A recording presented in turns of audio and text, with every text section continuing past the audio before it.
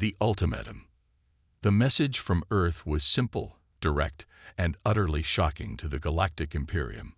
All Imperium vessels are hereby banned from Sol system airspace. Any unauthorized entry will be met with immediate and decisive force. Admiral Zix Talon of the Imperium flagship, Eternal Glory, stared at the communication in disbelief. Humans were barely a Tier 3 civilization, having achieved faster-than-light travel only 70 years ago. For them to issue such a declaration against the 10,000-year-old Imperium that spanned 17% of the galaxy was beyond audacious. It was suicidal. "Get me Ambassador Taylor on the line," ordered the Admiral, his 6 eyes blinking in rapid succession, a sign of extreme agitation among the Viridian species. The bridge crew scrambled to obey, their movements quick but careful around their agitated commander. The message had arrived during standard operations, interrupting what had been a routine patrol near the borders of human space. "Sir, we're attempting to establish contact now," reported the communications officer, a slender Lorexian whose translucent fingers danced across the holographic interface. Admiral Zix Talon paced the command deck, his heavy footfalls echoing against the polished metal floor. The Imperium had encountered resistance before, rebellious planets, stubborn species unwilling to recognize the benefits of imperial rule, but none had ever been so bold as to issue an outright ban. "Display the human territories on the strategic map," he commanded. The central hologram shifted to show the Sol system, a modest star with 8 planets, only one truly habitable by most galactic standards. Earth appeared as a small blue sphere, seemingly insignificant against the vastness of imperial space that surrounded it on all sides. "Pitiful," muttered the Admiral. "They must have lost their minds." His second-in-command, Commander Vexnor, approached cautiously. "Sir, this may be connected to the recent mining dispute in their outer system. Our corporations have expanded operations beyond the agreed boundaries." The Admiral dismissed this with a wave of his upper limb. "Trivial matters. The humans signed the Resource Allocation Treaty willingly enough 5 years ago." "Yes, sir, but there have been 17 formal complaints filed since then." On Earth, John Harrison stood before the United Nations Security Council, his weathered face grim as he delivered his report. The large chamber was packed with representatives from every nation, an emergency session called after the transmission of humanity's ultimatum to the Imperium. The Imperium has been systematically stripping resources from developing worlds, imposing crippling tariffs, and dismantling local governments that resist. What we initially viewed as an opportunity for humanity to join a galactic community has revealed itself to be little more than sophisticated colonization, he explained. The evidence displayed on the massive screens behind him was damning.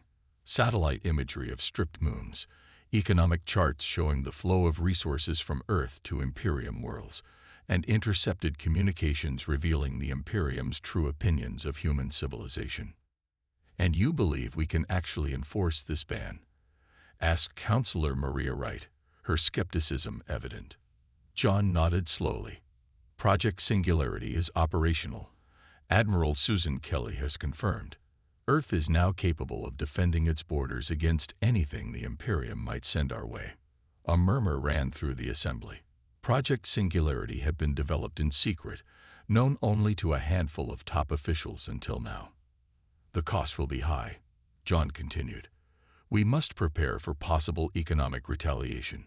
The Imperium controls most major trade routes in this sector." President William Baker stepped forward, his expression resolute. "We've calculated those costs. For too long, we've traded our independence for technology and access to the stars. If we don't stand now, we never will." The Security Council chamber fell silent as the magnitude of Earth's decision settled over them. For the first time since joining the galactic community, humanity had chosen defiance over compliance.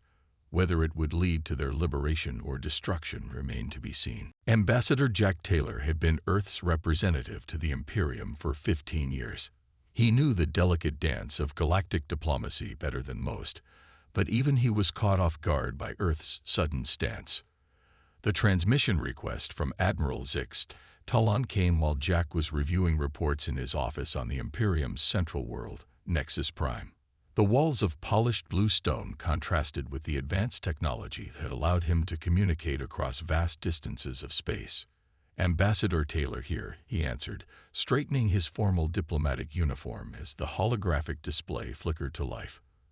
The six-eyed face of Admiral Zix Talon appeared, his outer membrane flushed with a deep purple hue indicating anger. "Ambassador, explain this outrageous message from your government immediately." "Admiral Zix Talon, I understand your concerns," Jack said carefully, "but Earth has unanimously decided to close its borders to the Imperium. We request that you honor our sovereignty." "This is preposterous," the Admiral hissed. "The Imperium has brought order and prosperity to thousands of worlds. Earth benefited greatly from our technological exchange program." Jack maintained his calm exterior despite feeling the weight of representing humanity's bold new position. He had spent years building relationships within the Imperium, and now those bridges were burning with each word. "And we appreciate that history," Jack replied coolly. "However, our analysis of those exchanges reveals they were designed to make us dependent on Imperium supply chains, while extracting our resources at favorable rates to you." The room temperature seemed to drop as the Admiral's expression hardened. Behind his desk, Jack could feel the surveillance systems of the Imperium tracking his every movement, analyzing his vital signs for weakness. "You're making a grave mistake, Ambassador. The High Council will not tolerate such insolence." Jack leaned forward slightly. The move was calculated, not aggressive enough to be threatening, but assertive enough to show he wasn't intimidated. "Perhaps. But before you relay this conversation to your superiors, I suggest you review the telemetry data from the Proxima Centauri incident." The Admiral's outer membrane paled. "What do you know of that?" "Enough to understand what happens when the Imperium encounters technology it doesn't comprehend." Silence hung between them for several seconds. Jack watched as the Admiral's secondary eyes blinked rapidly, a sign he recognized as internal calculation and reassessment. "You play a dangerous game, human," the Admiral finally said, his voice lower than before. "It's not a game at all, Admiral. Earth simply wishes to determine its own future." After the transmission ended, Jack immediately began packing essential items. His mention of the Proxima Centauri incident, a classified event where an Imperium research vessel had mysteriously vanished, was a calculated risk. The information had come from Earth's intelligence network, which had grown remarkably effective in recent years. His personal communication device vibrated. The message was from Earth's Security Council. "Extraction team en route. Maintain position 12 hours. Destroy all sensitive materials." Jack knew what this meant. There would be no peaceful transition after Earth's declaration. His diplomatic immunity would likely be revoked within hours. He moved to the secure room at the back of his office and activated the emergency protocol. As the quantum encryption device began systematically erasing all sensitive data, he looked out the window at the gleaming spires of the Imperium capital. For 15 years, he had walked these alien streets, learning their ways and representing humanity's interests as best he could within the constraints of Imperium dominance. Now everything had changed. Earth had drawn a line, and Jack Taylor stood on the very edge of it, in the heart of what might soon become enemy territory. On the lunar military base Artemis, Admiral Susan Kelly watched as technicians made final adjustments to the massive array of quantum entanglement nodes. The circular chamber hummed with energy, its walls lined with displays showing real-time data from throughout the Sol system. "Status report, Dr. Alan Foster," she asked, her voice steady despite the tension that filled the room. The physicist looked up from his console. Circles darkened the skin beneath his eyes, evidence of countless sleepless nights spent perfecting humanity's new defense system. "The singularity field is stable at 98.7% efficiency. We can cover the entire Sol system with a 15-second activation window." Susan nodded, her short gray hair catching the blue light from nearby screens. She had spent 30 years in Earth's space forces, but nothing in her career had prepared her for the responsibility she now carried. The defense of an entire planet, of all humanity, rested on the technology surrounding her. And the offensive capabilities. Alan wiped sweat from his brow. The directed energy weapons are operational, but I still have concerns about the targeting algorithms when dealing with ships moving at relativistic speeds. Keep working on it. Intelligence suggests the Imperium won't wait long to respond to our declaration. Susan moved to the central platform where a three-dimensional map showed the positions of every human outpost, ship, and station throughout the solar system. Red markers indicated the last known positions of Imperium vessels before Earth's ban went into effect. Have all civilian ships been accounted for? She asked a nearby officer. Yes, Admiral. The last transport from Mars colony arrived an hour ago. All human vessels are now within the inner defense perimeter. In orbit around Mars, Commander Eric Powell supervised the deployment of automated defense platforms from the bridge of the Earth Defense Force vessel Defiant. Each satellite contained a miniaturized version of Earth's breakthrough technology, something the scientists had dubbed probability manipulation fields. Through the viewport, Eric watched as another platform detached from the ship's cargo bay, its thrusters gently guiding it into position. The platforms looked deceptively simple, small hexagonal objects with no visible weapons or defense systems. "How's it looking, Lieutenant Lisa Palmer?" he called over the comm. The lieutenant's voice came back crisp and clear despite the distance. She was monitoring the deployment from a control station on Phobos, one of Mars' small moons. "Final platform deployed, sir. The network is green across the board." Eric nodded, watching as the seemingly insignificant satellites positioned themselves at strategic points throughout the system. The Imperium wouldn't see them as a threat, and that was precisely the point. "Begin final diagnostic sequence," he ordered. Across the vast distances of the solar system, the network of platforms silently communicated with each other, establishing the quantum links that would allow them to act as a single unified system when activated. "Diagnostic complete, sir. All platforms responding." Back on the lunar base, Admiral Kelly received the confirmation. "Mars' defensive grid is online," she announced to the command center team. On one of the screens, a message appeared. "Ambassador Taylor extraction successful. ETA to Earth. 14 hours. Susan allowed herself a small sigh of relief. Jack had been a friend for many years, and she had worried about his safety deep in Imperium territory. "Now we wait," she said, more to herself than anyone else. The quiet words carried across the command center. Technicians paused briefly before returning to their tasks with renewed focus. Everyone understood what they were facing. The most powerful empire in known space was about to test Earth's resolve. But humanity had prepared. After decades of subtle subjugation disguised as alliance, Earth had developed technology that even the ancient Imperium had never mastered. The ability to bend probability itself, to create fields where certain events simply could not occur. The waiting game had begun. It took only 3 Earth days for the Imperium to respond. A scout fleet of 5 warships translated into the outer Sol system, near the orbit of Jupiter.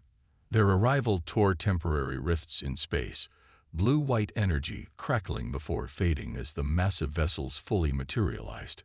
Their sleek, predatory shapes reflected the distant sunlight as they oriented themselves toward the inner planets. On the command ship, Captain Vrex studied the sensor readings of the human solar system. Curious, he noted to his officers, "I detect no significant defense platforms or fleet movements." "Perhaps their threat was empty," suggested his second-in-command. "The Imperium does not respond to empty threats," Vrex replied. "We will advance slowly and assess their capabilities." The small fleet arranged itself into attack formation and began moving inward, their trajectory clearly indicating they were testing Earth's resolve and defenses. In the White House Situation Room, President Olivia Garcia received the alert. Surrounded by military advisors and government officials, she watched the large display tracking the Imperium vessel's approach. "Are they within the boundary we established?" she asked, her voice calm despite the weight of the moment. "Yes, Madam President," confirmed General Daniel Scott. His uniform was adorned with medals from conflicts that now seemed small compared to what they faced. "They've crossed the Kuiper Belt marker we designated as our border." The room fell silent. For generations, humanity had looked to the stars with hope and wonder. Now those same stars brought potential destruction. "Then we proceed as planned. Admiral Kelly, you have authorization to activate the defensive grid." On the lunar base, Susan received the President's order through her secure channel. She took a deep breath, looking around at the faces of her team. Some showed fear, others determination, but all understood the historical significance of what came next. "Initiate Project Singularity," she ordered. Dr. Alan Foster entered the final command sequence. Singularity field activating in 5, 4, 3, 2, 1. Throughout the solar system, the unassuming satellites simultaneously activated. There was no visible beam, no dramatic energy discharge, just a subtle ripple in spacetime that spread outward, engulfing the entire system in seconds. Aboard the lead Imperium vessel, Captain Vrex watched in confusion as his ship's sensors suddenly went dark. Warning alarms blared across the bridge as systems began failing in rapid succession. "What's happening? Report," he demanded, his normally composed demeanor cracking. "Sir, our drive systems are offline. Weapons are non-responsive." The officer's voice rose with panic as more alerts appeared on his screen. "Impossible. We have redundant systems for..." The captain never finished his sentence. To the human observers, it appeared as if the Imperium vessels simply folded in on themselves, compressed into impossibly small points of light before vanishing entirely. In the Lunar Command Center, Susan and her team watched the sensor readings in stunned silence. "Did we destroy them?" asked a young technician, her voice barely above a whisper. Dr. Foster studied the data streaming across his screen. "Not exactly. The probability field worked perfectly. It created a quantum state where their ship configurations became impossible according to the laws of physics. The universe corrected the inconsistency." "In English, Doctor," Susan requested. "We didn't destroy them. Reality did. Their ships couldn't exist inside our probability field." General Scott's voice came through the communication system. "Admiral Kelly, confirm status of hostile fleet." Susan straightened her shoulders. "The Imperium Scout fleet has been neutralized, sir. Project Singularity worked exactly as designed." In the White House, President Garcia closed her eyes briefly at the news. "Send word to all Earth outposts and colonies," he ordered, "and prepare a message for the Imperium. They should know this was just a demonstration." Across the solar system, humanity held its collective breath. The first battle had been won, but the war with the Galactic Imperium had only just begun. The Grand Council of the Galactic Imperium convened in an emergency session for the first time in 3 centuries. The circular chamber, with its soaring ceilings and ancient stone architecture, contrasted sharply with the advanced technology used by the assembled representatives. 17 elevated platforms surrounded the central speaking floor, each occupied by the most powerful species in known space. High Chancellor Mordevex faced the representatives, his 4 arms positioned in the formal stance of grave announcement. Behind him, holographic displays showed the last recorded telemetry from the Scout fleet, abruptly ending as the ships vanished. "The Scout fleet has been completely destroyed," he announced, his voice carrying clearly to all corners of the chamber. "Our best analysis suggests they were subjected to some form of localized space-time manipulation." The chamber erupted in voices, some shouting questions, others demanding immediate military response. The Chancellor raised his upper arms for silence. "Impossible," declared Councillor Thrain of the Eximian Collective when order was restored. The insectoid being's mandibles clicked rapidly in agitation. "Humans are primitives. They were still burning fossil fuels 2 centuries ago." "Evidently," the Chancellor replied dryly. "They are primitive no longer." Admiral Zix Talon stepped forward from his position near the chamber wall. His recent encounter with the human ambassador had left him troubled, and the destruction of the scout fleet confirmed his worst fears.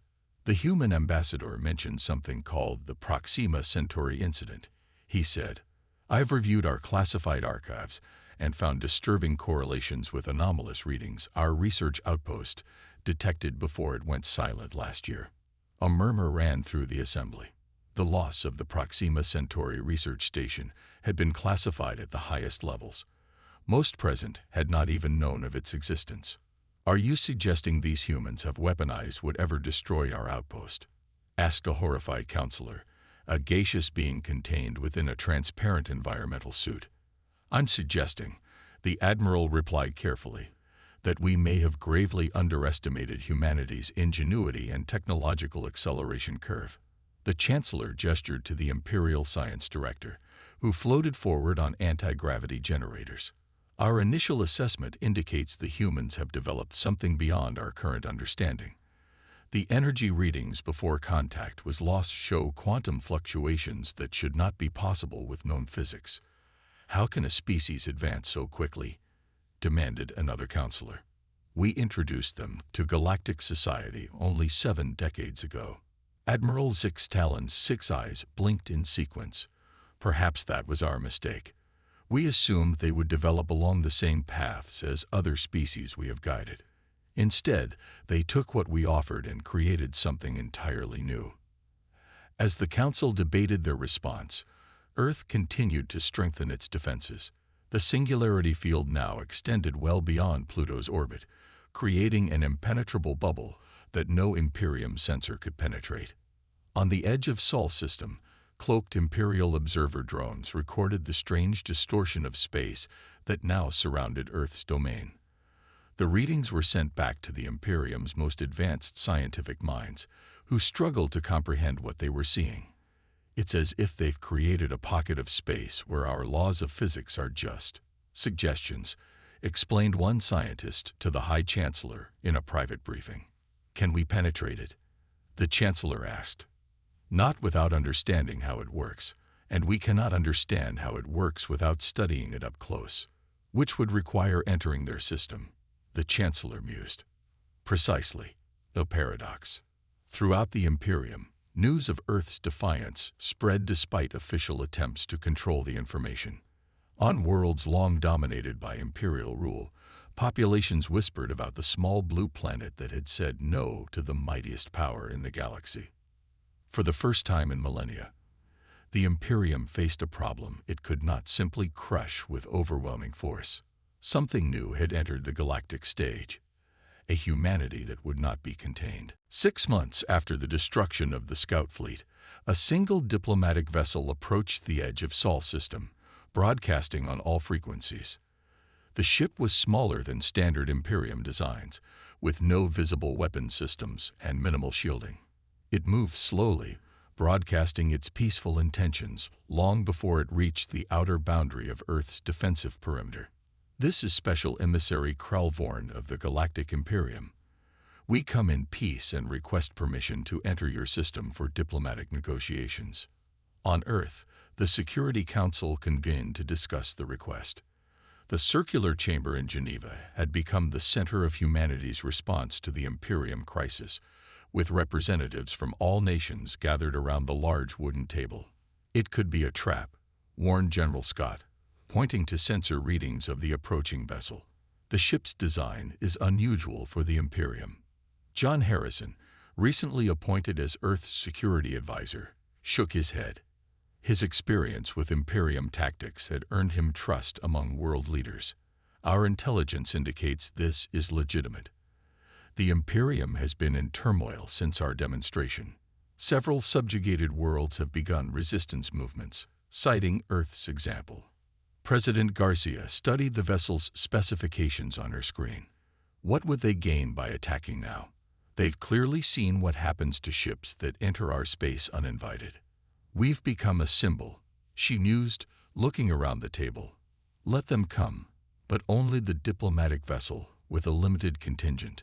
The decision made, Earth sent its response. The Imperium vessel was granted a narrow corridor through the singularity field, escorted by unmanned drones that could activate localized defensive measures if needed. When the Imperium delegation landed in Geneva, they'd wrought not threats but revelations. The landing pad had been prepared with extensive security measures. Armed guards surrounded the area, and portable singularity generators stood ready to activate if trouble arose. Krellvorn emerged from the vessel, flanked by 4 other beings representing different species from the Imperium hierarchy. The emissary's crystalline body structure reflected the sunlight as he approached the human delegation. Humanity has accomplished what no other species has in 10 millennia, he began, his translator converting his harmonic speech into human language. You have forced the Grand Council to reconsider its fundamental approach. Inside the secure conference facility, the emissary sat across from Earth's leaders, the table between them symbolizing the new distance between humanity and the Imperium. Humanity was never meant to develop this rapidly, explained Krellvorn to the assembled leaders. The exchange program was designed to guide your technological development along predictable paths. Instead, you took our basic principles and created something entirely new, something we've never seen in 10,000 years of galactic history. You mean the singularity field? Asked Dr. Foster, who had been invited to represent Earth's scientific community. Not just that. Your approach to quantum mechanics, your integration of artificial intelligence with human intuition, your novel applications of dark energy, they're all unprecedented. President Garcia leaned forward, her eyes fixed on the alien emissary. Why does that matter so much to you? The emissary hesitated before answering, his crystalline form shifting slightly in what humans had learned was a sign of internal conflict. The silence stretched as he appeared to consider his words carefully. Because the Imperium itself was established to prevent exactly this kind of development. The room fell silent as the implications of this statement sank in. John Harrison was the first to speak. You're not here to threaten us or negotiate our surrender, he said slowly. You're here because you're afraid of what we might become. Krellvorn's translator produced what might have been a sigh. Not afraid, precisely. Concerned. Your species has developed technology that should not be possible according to our understanding of physics, and you did it in less than a century. What exactly are you proposing?